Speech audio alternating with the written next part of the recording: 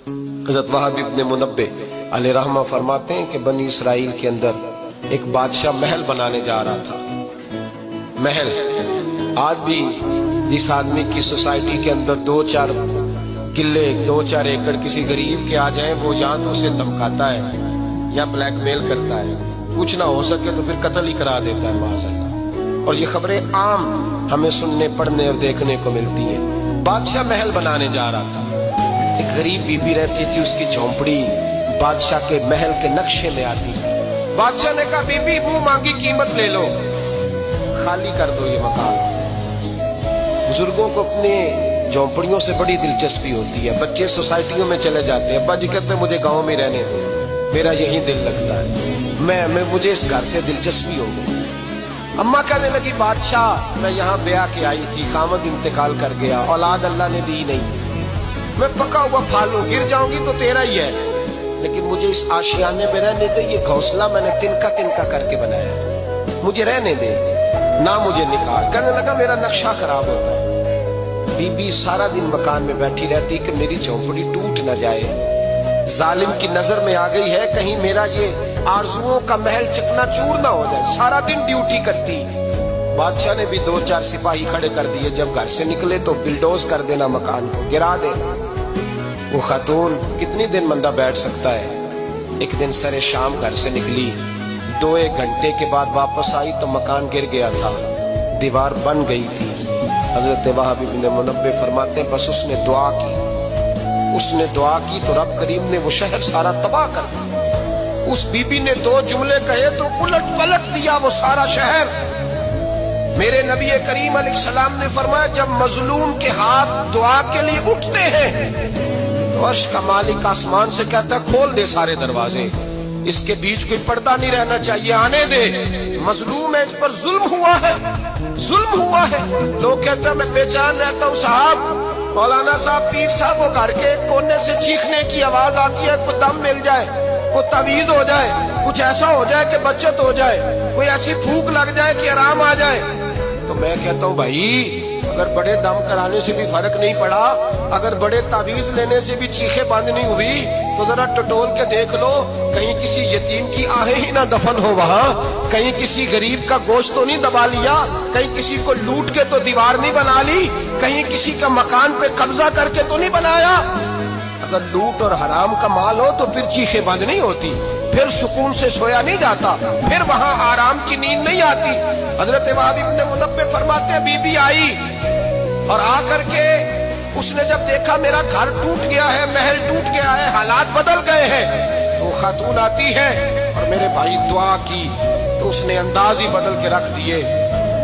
मकान से निकली तो मकान टूट गया और फरमाते वापस आई तो हाथ फैला के पता क्या कहती है, कहती ऐ अल्लाह मैं तो मौजूद नहीं थी, बता तू कहाँ गया था, तू भी मौजूद नहीं था, मैं तो नहीं थी पर तू कहाँ था। बस रब करीम ने हजरत जिब्रील को हुक्म दिया, फरमाया ये बस्ती उलट दो, सारी तबाह कर दो, ये लोग नहीं रहने चाहिए, जो जुल्म तो सहते हैं बगावत नहीं करते, नहीं रहने चाहिए। साहिब तबकात कहते हैं महबूब पाक ने फरमाया भाई किसी शख्स को मेरी तरफ से कोई तकलीफ पहुंची हो तो बदला ले सकता है, बदला ले सकता है। किसी को तकलीफ पहुंची, सियापा फूट के रोने लगे, महबूबा करम ही करम हुआ है, रहमत ही रहमत आई, आपके बारे में गुमान करने वाला भी दायरा ईमान से निकल जाएगा। हुजूर आप क्या फरमा रहे हैं? फरमाया नहीं भाई उठो।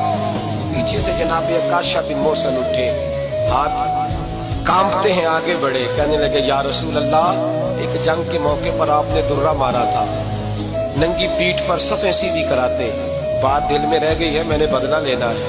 नबी करीम ने फरमाया बिलाल दौड़ के जाओ, फातिमा के घर दुर्रा पड़ा है, दुर्रा लाओ। सैयदना बिलाल हबशी कहते मैं गया, दस्तक दी, सैयदा तैयबा ताहिरा हजरत फातिमा फरमाने लगी बिलाल कैसे आए हो? अम्मा जी वो दुर्रा चाहिए था। सैयदा को तशवीश हुई, कहने लगे बिलाल ना तो जंग पे जाना है, ना जिहाद है, ना कोई ऐसा मौका है, हुजूर की तो तबीयत मुबारक बज़ाहिर बड़ी अलील है, दुर्रा क्या करेंगे? हजरत बिलाल अर्ज करने लगे अम्मा जी एक सहाबी बदला लेने लगे हैं, साहिब तबकात ने जुमले लिखे हैं, कहते हैं बीबी साहबा ने दुर्रा भी दिया और इमाम हसन हुसैन को भी बाहर निकाला। फरमाने लगी काशा से कहना 100 दुर्रे मारे इन 2 शहजादों के जिस्म पर, नबी पाक के करीब ना जाए, میں نے 2 بچے پیدا ہی اپنے محبوب پر قربان کرنے کے لیے کیے، ان کو لے جا۔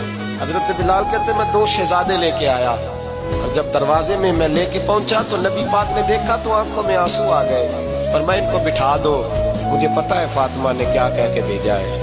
حضرت سیدنا بلال فرماتے ہیں درہ میں نے جناب عکاشہ کو دیا۔ حضرت عکاشہ درہ لے کے آگے جو بڑھے تو حضرت ابوبکر صدیق نے ان کے پیروں پہ ہاتھ رکھا، فرمایا عکاشہ میری طرف آ جا، مجھے مار درے، نبی پاک کے قریب نہ جا۔ مصطفیٰ کریم نے فرمایا ابوبکر تو ہٹ جا، اسے آنے دے۔ فرماتے میں چند قدم آگے گیا تو مولا علی شیر خدا نے میرے پیر پہ ہاتھ رکھا، کہنے لگے عکاشہ سوچ تو صحیح تو کیا کر رہا ہے۔ حضور نے فرمایا علی ہٹ جاؤ، میرا اور ان کا معاملہ ہے۔ جناب عکاشہ آگے بڑھ رہے، نبی کریم نے فرمایا میں اپنی امت کو درس دینا چاہتا ہوں، خبردار خبردار زندگی میں تمہارے ہاتھ سے زبان سے کسی کو تکلیف نہ پہنچنے پائے، خبردار یاد رکھنا وہ معاشرے بگڑ جاتے ہیں، وہ معاشرے تباہ کر دیے جاتے ہیں جہاں ظلم ہوتا ہے، جہاں زیادتی ہوتی ہے، جہاں لوگوں کو ستایا جاتا ہے۔ محبوب کریم کے قریب آئے حضرت عکاشہ، حضور میری پیٹھ ننگی تھی، آپ بھی ذرا کپڑا ہٹائیے۔ نبی کریم نے پیٹھ سے کپڑا ہٹایا، جناب عکاشہ نے درہ جو اٹھایا تو صحابہ کی چیخیں نکلی۔ حضرت عکاشہ نے درہ دور پھینکا، حضور کے بطن اطہر سے لپٹ گئے، چومنے لگے، کہنے لگے حضور وہ تو صفے سیدھی کراتے لگ گیا تھا، آپ نے کہاں مارا تھا؟ یا رسول اللہ میں تو بہانہ بنا رہا تھا کہ جاتی دفعہ مجھے وجود چومنے کا موقع نصیب ہو جائے، مجھے یہ موقع نصیب ہو جائے۔ میرے حبیب نے فرمایا جس نے جنتی دیکھنا ہو میرے عکاشہ کی زیارت کر لے۔